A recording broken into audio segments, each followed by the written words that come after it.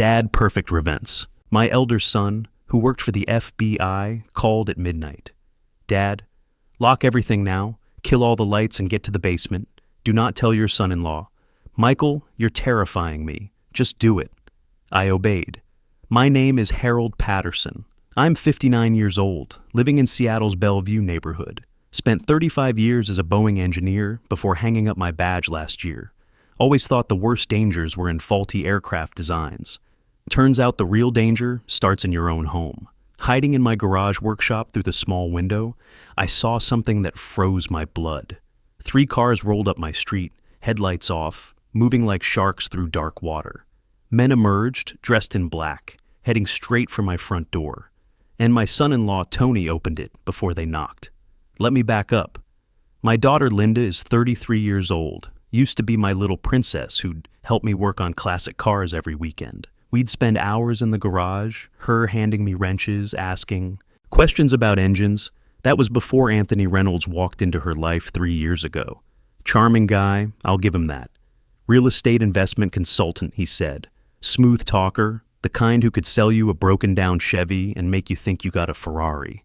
When they got married 2 years back, I was happy for her. A father wants his daughter to be loved, protected. But something changed after the wedding.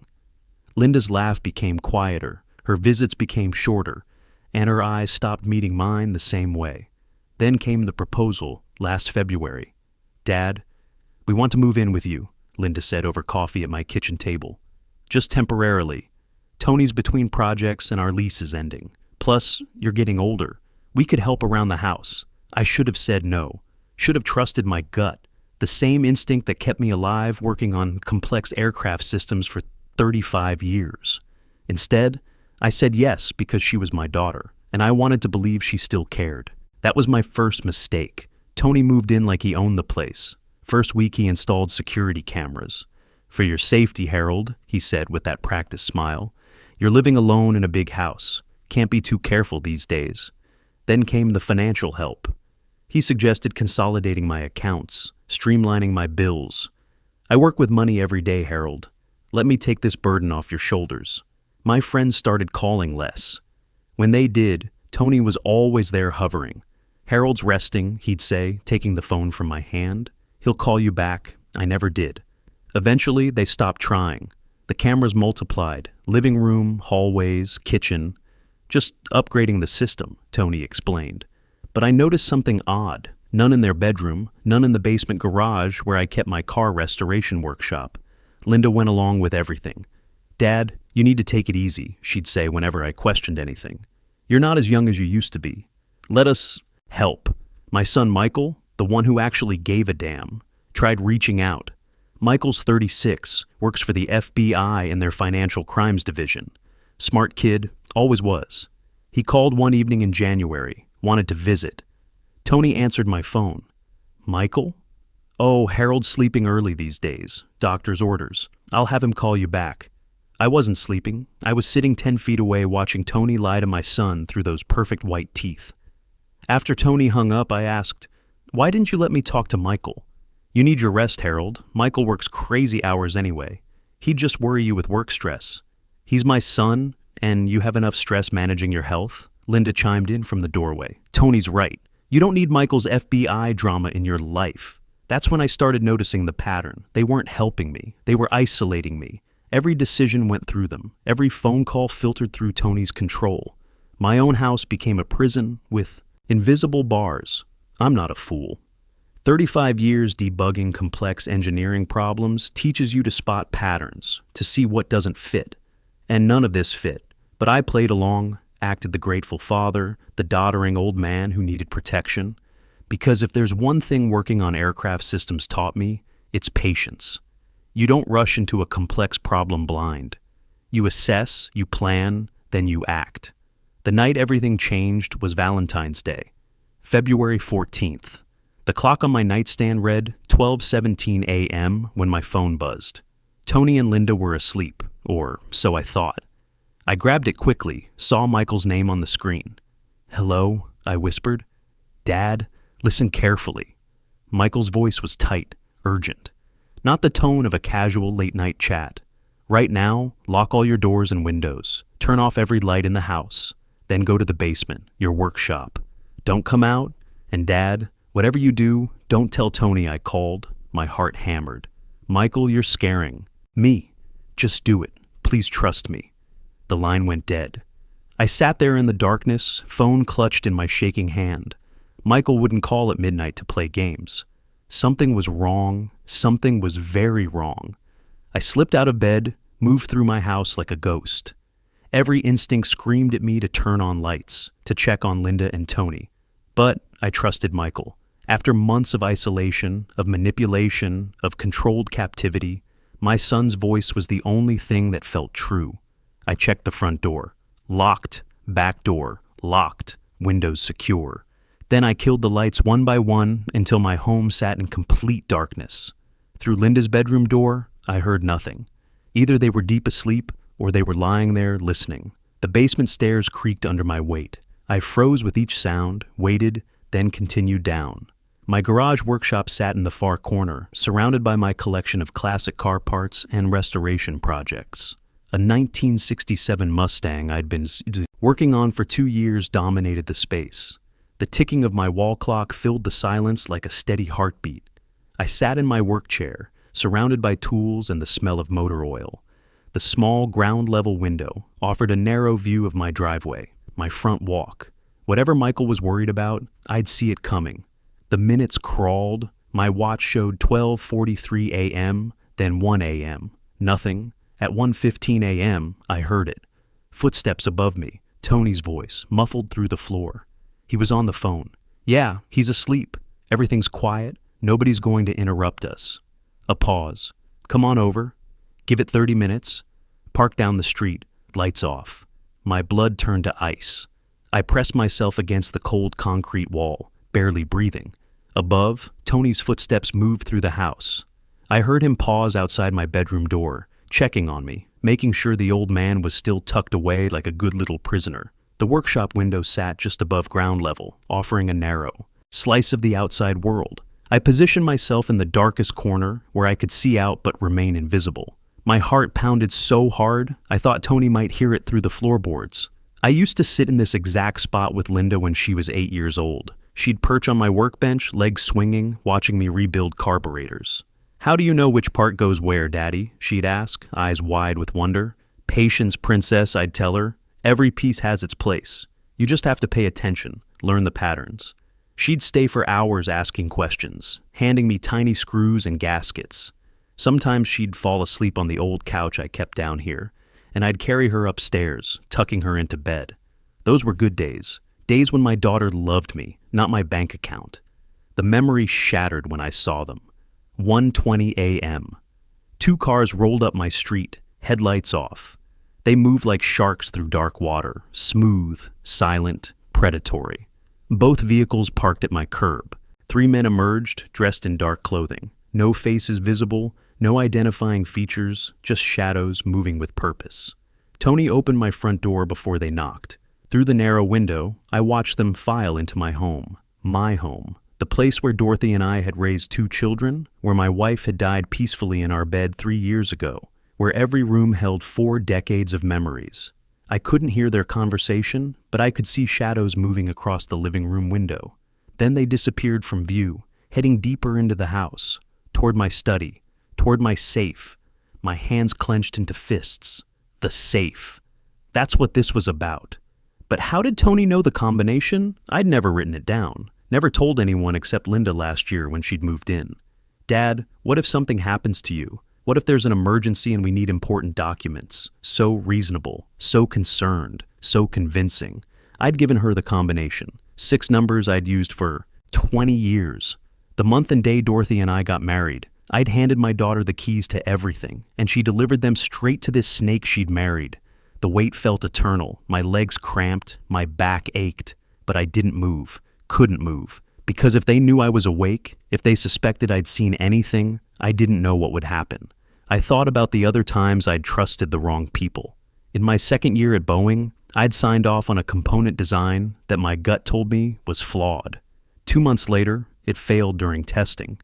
Could have killed someone if we hadn't caught it. The engineer had smiled at me, shaken my hand, looked me right in the eyes, and lied. I'd been younger then, more naive. I learned from that mistake. Clearly I hadn't learned enough. At 1:47 a.m., they emerged. I pressed closer to the window, straining to see. One of the men carried a manila envelope, thick, full. Tony held something else smaller. They spoke briefly at the door, some kind of exchange. The man handed Tony a white envelope, payment, instructions, proof of betrayal in crisp bills. Then they were gone. Cars started, still no headlights, and melted back into the night. I waited, counted to 200, listened to Tony's footsteps overhead as he moved through the house, checking windows, resetting locks, playing the concerned son-in-law, protecting dear old Harold from the dangerous world outside. Eventually, his footsteps retreated to Linda's bedroom. The door closed. Silence fell, broken only by my ragged breathing and the steady tick of my workshop clock. I sat in that basement until dawn broke, watching the sky change from black to gray to pale blue, thinking, planning, remembering.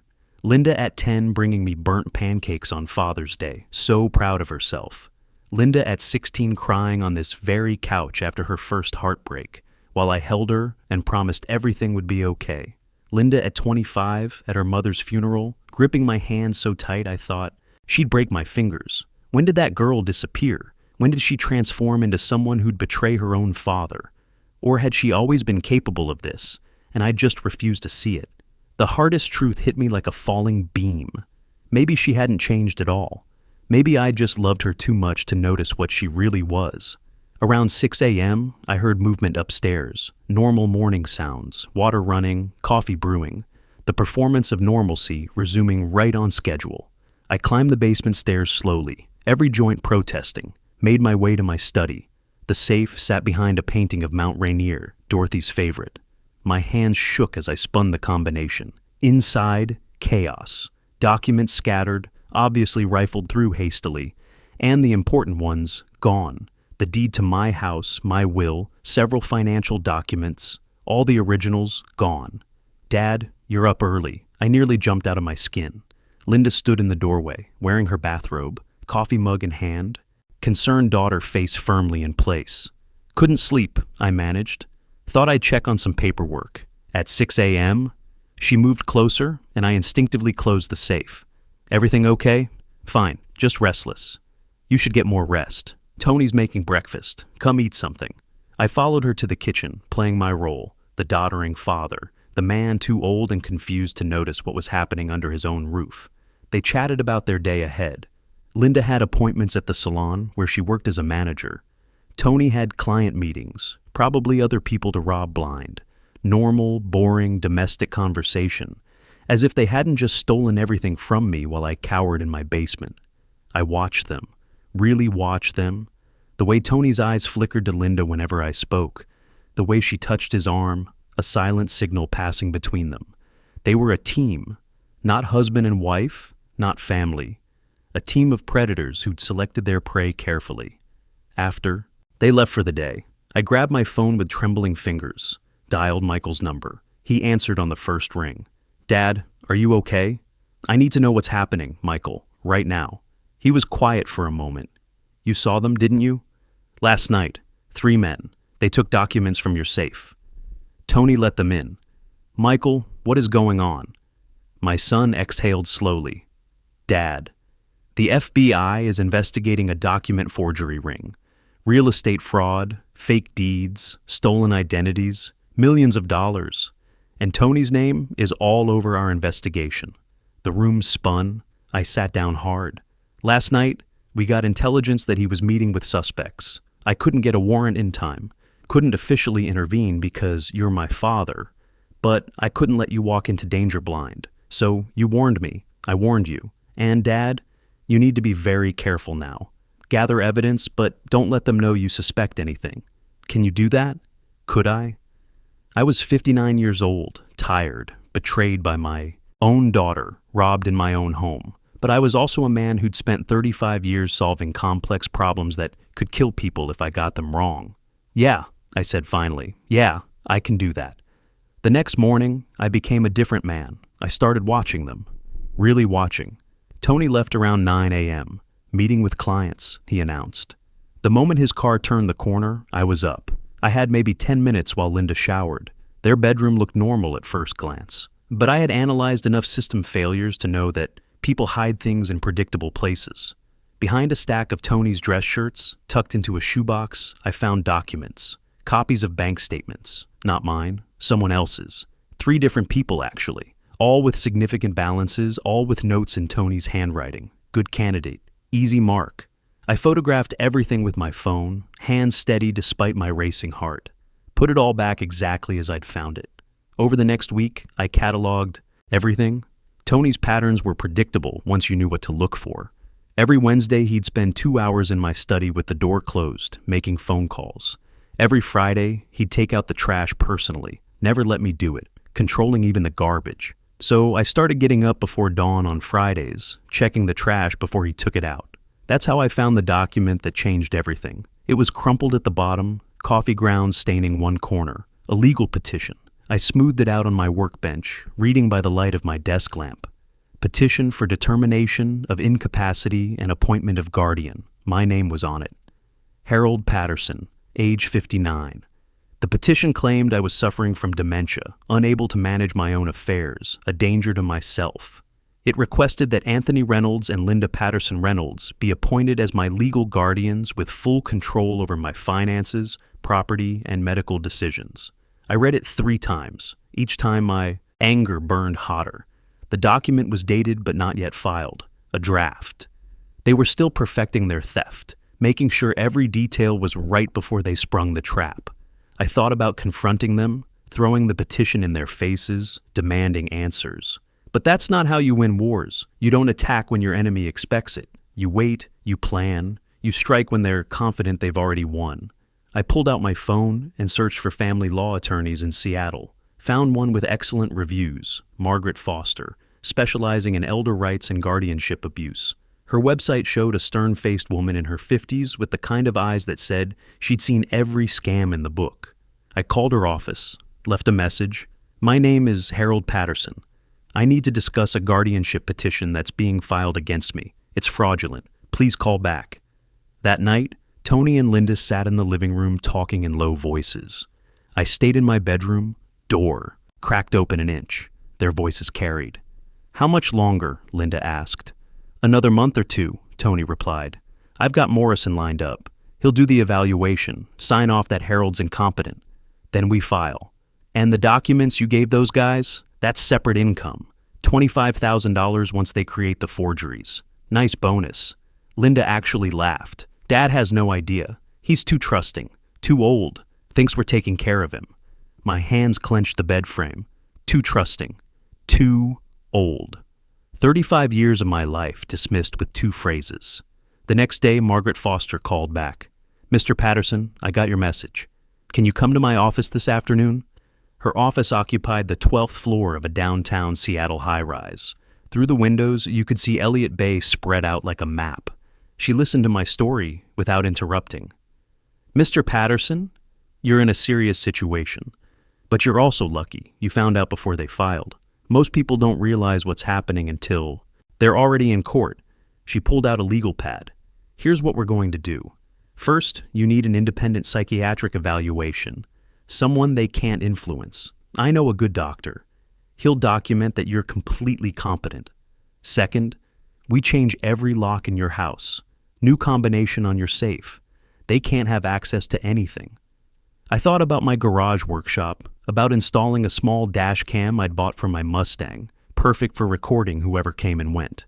Third, we draft new legal documents, a new will revoking any previous powers of attorney, and we prepare a countersuit for financial exploitation.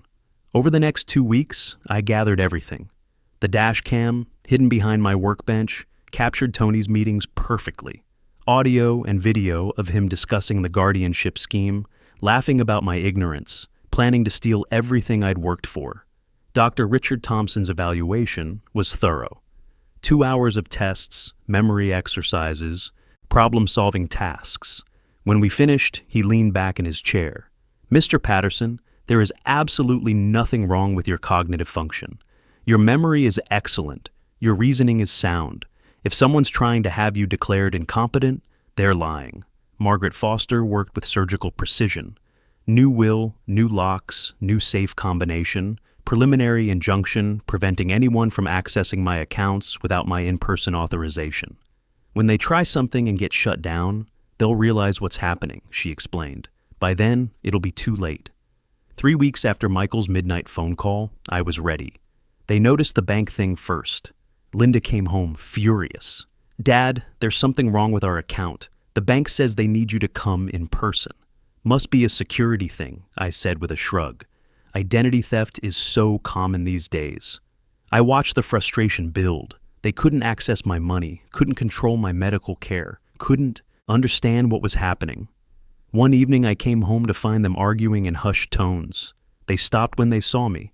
"Everything okay?" I asked innocently. "Fine," Tony said through clenched teeth. "Just fine." But it wasn't fine. I could see it in the way his jaw worked, the way Linda's hands trembled slightly. Michael called me again. "Dad, we're close to making arrests. When we move, it's going to be public. Are you prepared?" "Yes," I said. "I'm prepared." The next morning, I walked into the kitchen where they were having coffee. "I'm going out this morning. Lawyer's appointment." Tony's head snapped up. "Lawyer? What for?" "Estate planning. I found your draft petition, the one where you declare me incompetent." The color drained from Linda's face. Tony stood up slowly. "Harold, I can explain. I'm sure you can. You're very good at explaining things. But here's the thing. I'm not the confused old man you think I am. And in about 3 minutes, I'm walking out that door. When I come back, I expect you both to be gone." "This is my house," Tony started. "My name is on the deed, the original one, before you stole it. My locks have been changed. My accounts are protected. And if you're not gone by the time I get back, I'll have the police remove you."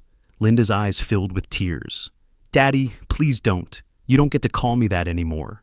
You lost that right when you decided I was worth more to you as a legal ward than as a father." I walked out, leaving them in stunned silence. That evening, I returned to find both cars gone.